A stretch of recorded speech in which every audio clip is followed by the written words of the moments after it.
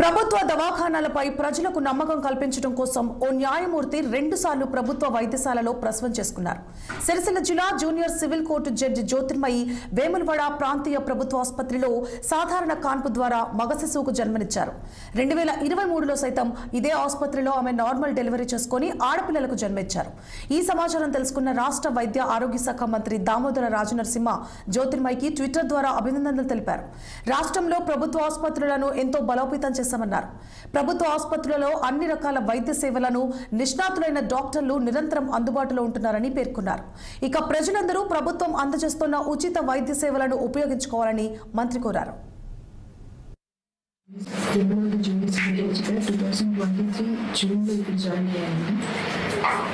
2023 August 16th రోజు నాకు పాప వేములవాడ వేరే హాస్పిటల్లో పుట్టింది. యాక్చువల్లీ గవర్నమెంట్ హాస్పిటల్ పట్ల చాలా మందికి ఒక అభిప్రాయం ఉంటుంది, అక్కడ నిర్లక్ష్యంగా ఉంటారు. కానీ ఇక్కడికి వచ్చిన తర్వాత తెలిసింది వాళ్ళు ఎంత కేరింగ్గా చూసుకుంటున్నారు అని. నా ఫస్ట్ డెలివరీలో అంతే బాధిస్తారు. తర్వాత మళ్ళీ నేను సెకండ్ డెలివరీకి రావడానికి కూడా అదే కారణం ఉంటుంది. నా సెకండ్ డెలివరీ కూడా అంటే అవసరం వచ్చినప్పుడు కూడా ప్రయత్నించారు. మ్యాక్సిమం ఎఫర్ట్స్ పెట్టారు.